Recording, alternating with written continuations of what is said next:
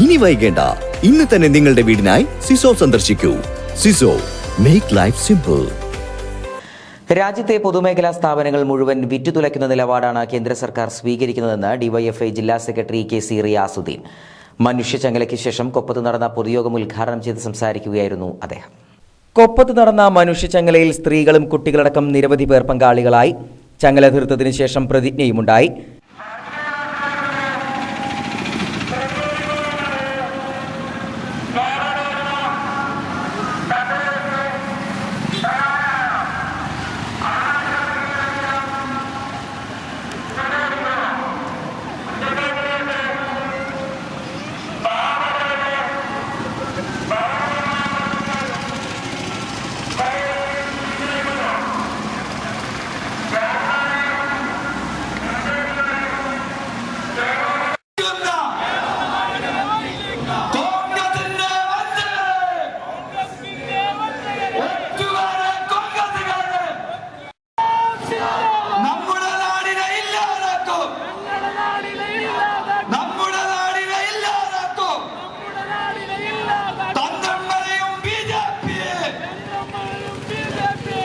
മനുഷ്യച്ചങ്ങലയ്ക്ക് ശേഷം കൊപ്പം സെന്ററിൽ നടന്ന പൊതുയോഗം ഡിവൈഎഫ്ഐ ജില്ലാ സെക്രട്ടറി കെ സി റിയാസുദ്ദീൻ ഉദ്ഘാടനം ചെയ്തു.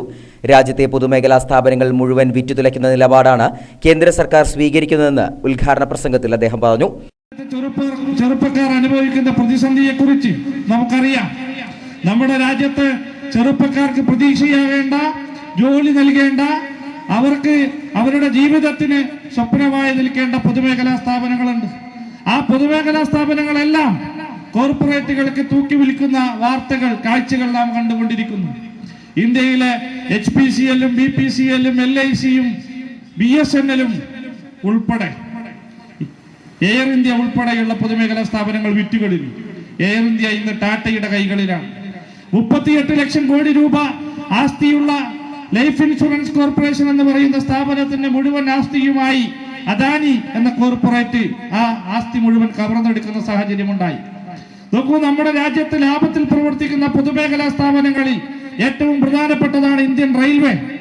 ഇന്ത്യൻ റെയിൽവേയിൽ മാത്രം 4.5 ലക്ഷം ഒഴിവുകളാണ് നിലവിൽ ഒഴിഞ്ഞു കിടക്കുന്നത് എന്നാണ് കണക്കുകൾ പറയുന്നത്.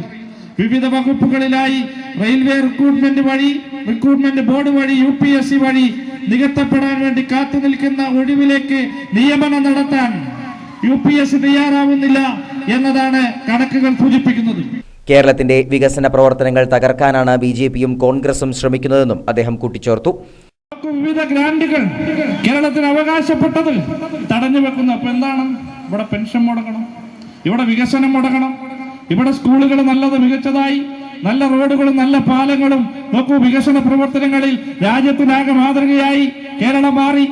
കേരളം മുന്നോട്ട് വെക്കുന്ന ഈ വികസന ബദൽ അതിനെ തകർക്കുന്നതിന് വേണ്ടി ഈ രാജ്യത്ത് 61 ലക്ഷം കുടുംബങ്ങളിലേക്ക് നേരിട്ട് പെൻഷൻ എത്തിക്കുന്ന കേരളത്തിന്റെ ക്ഷേമ പെൻഷൻ പദ്ധതികൾ ഇല്ലാതാക്കപ്പെടണം. കേരളത്തിന്റെ ക്ഷേമ പെൻഷൻ തകർക്കപ്പെടണം. കേരളത്തിലെ വികസന പ്രവർത്തനങ്ങൾ ഇല്ലാതാക്കണം. ഇതിനെല്ലാം നേതൃത്വം കൊടുക്കുന്നതാരാ? BJP മാത്രമാണോ? BJP മാത്രമാണെന്ന് എങ്ങനെ പറയാൻ വേണ്ടി പറ്റും? കേരളത്തിൽ നിന്ന് തിരഞ്ഞെടുത്ത് പറഞ്ഞയച്ച 19ഓളം വരുന്ന MP-മാർ, ശ്രീകണ്ഠൻ ഉൾപ്പെടെ, മലപ്പുറത്ത് നിന്നുൾപ്പെടെ, പൊന്നാനിയിൽ നിന്നുൾപ്പെടെ, പാലക്കാട് നിന്നുൾപ്പെടെ വിജയിപ്പിച്ചു പോയവർ നമ്മളാരും മറന്നിട്ടില്ലല്ലോ. സ്വാഗത സംഘം ചെയർമാൻ U അജയകുമാർ യോഗത്തിൽ അധ്യക്ഷനായി. Shoranur MLA P Mammikutty, DYFI Pattambi block president MN Sudheep, Krishnankutty, Cherpulassery block secretary Sujith, NCP നേതാവ് P സുന്ദരൻ തുടങ്ങിയവരും പങ്കെടുത്ത് സംസാരിച്ചു.